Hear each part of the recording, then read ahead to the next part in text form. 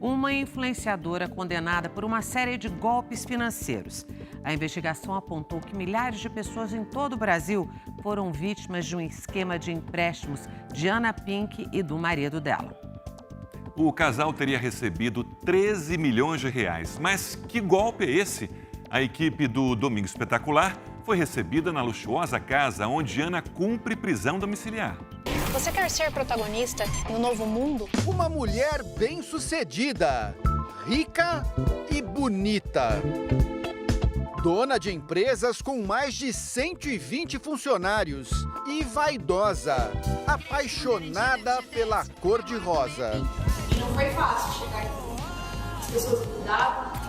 Ana Paula Ferreira, a Ana Pink, 37 anos, além de empresária e influenciadora. Costumava aparecer em comerciais de TV e levava uma vida de luxo em Ribeirão Preto, interior de São Paulo. Hoje, uma mulher proibida de sair de casa. Eu me sinto injustiçada. Eu não posso passear com os meus filhos. Então, muitas das vezes eles chegam e falam, mãe, vamos no shopping, E eu não posso. A vida familiar e os negócios tomaram outro rumo no dia em que Ana Pink despertou com a polícia no quarto.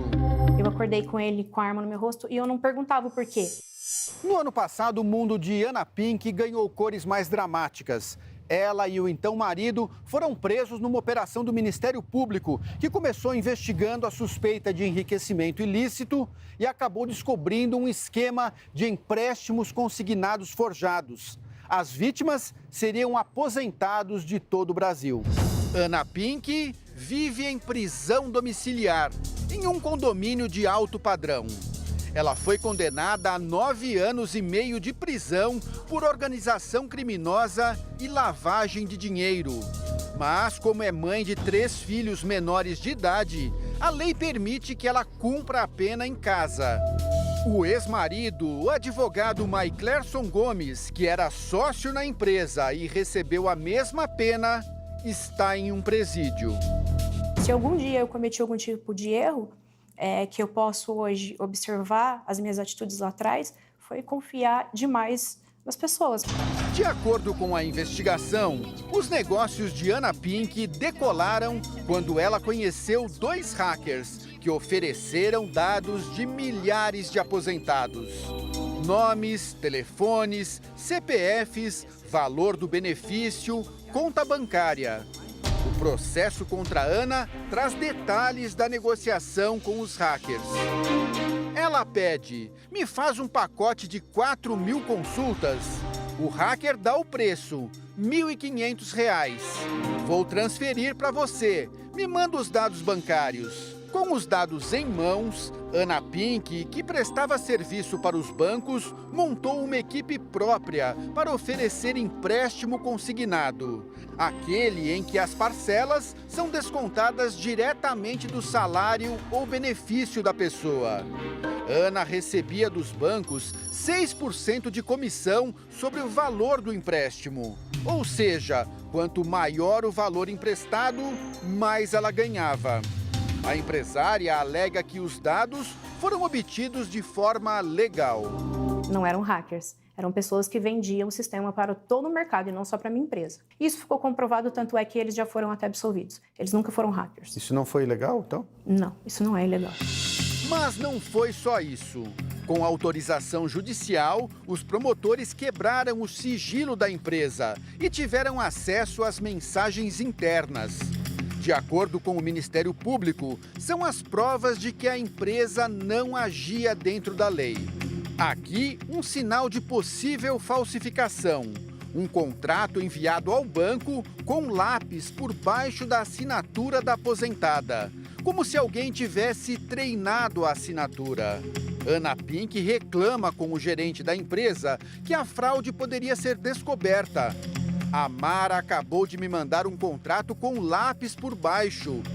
O gerente responde, não consigo olhar contrato por contrato. Se você não consegue olhar um por um, faça que eles façam certo, porque um erro desse é muito grotesco.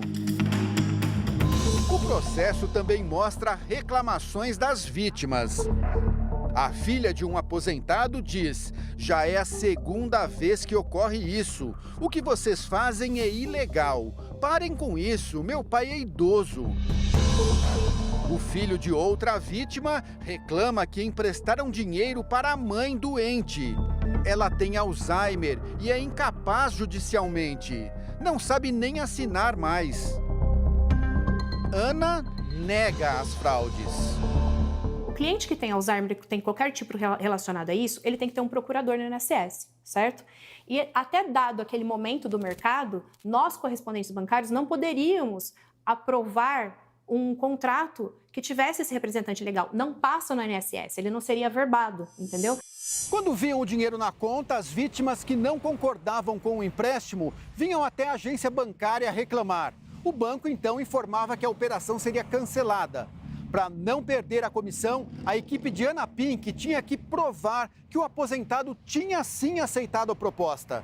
Segundo o Ministério Público, a empresa usava aplicativos de edição de voz para conseguir uma resposta que comprovasse a transação. As conversas entre funcionários mostram a pressa para falar com os clientes, editar as conversas, de modo que parecesse que a vítima estava errada em reclamar e provar ao banco que o empréstimo era legal. Consegui falar com ela finalmente. Vou cortar e te mando para você responder, tá? O Ministério Público também acusa a empresa de Ana Pink de produzir conversas falsas em redes sociais para convencer os bancos de que a vítima tinha pedido o empréstimo. Ana nega que tivesse conhecimento. Era o setor jurídico que tinha que entrar em contato com o cliente para saber o porquê que ele efetuou essa reclamação. Eu tomo ciência dessa conversa que você fala somente dentro do processo. E eu não posso te dar muitos detalhes, porque nem acesso a isso eu tenho mais. Não há sequer um cliente que tenha se apresentado como vítima. Este auxiliar de produção de Santa Catarina diz que foi vítima de outro tipo de fraude da empresa de Ana Pink. 2 anos atrás, ele entrou em contato com a Voe para negociar o adiantamento do saque do FGTS, mas acabou recebendo um empréstimo consignado. Daí, como eu não entendo muito bem também, daí eu deixei, né? Eu peguei o dinheiro, né? Comprei umas coisas no mercado que precisava. Meses depois, as parcelas do empréstimo começaram a cair na conta do Luiz. 3.500 negativo lá e o tipo do empréstimo. De acordo com a investigação, Ana Pink recebeu de comissão dos bancos mais de 13 milhões de reais em 2 anos.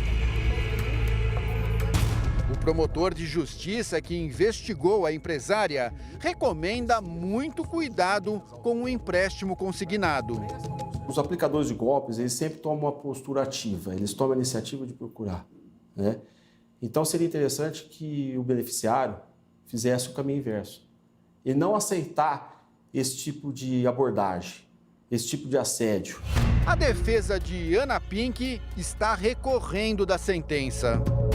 A gente confia, tem certeza absoluta da inocência dela e do Lucas. E nós estamos adotando todas as medidas necessárias para reverter essa situação em favor deles. E eu fiz tudo que estava de acordo com aquilo que eu fui criada, que era para ser honesta. E eu construí tudo de acordo com aquilo que eu acredito. Então eu não tenho nada para me arrepender.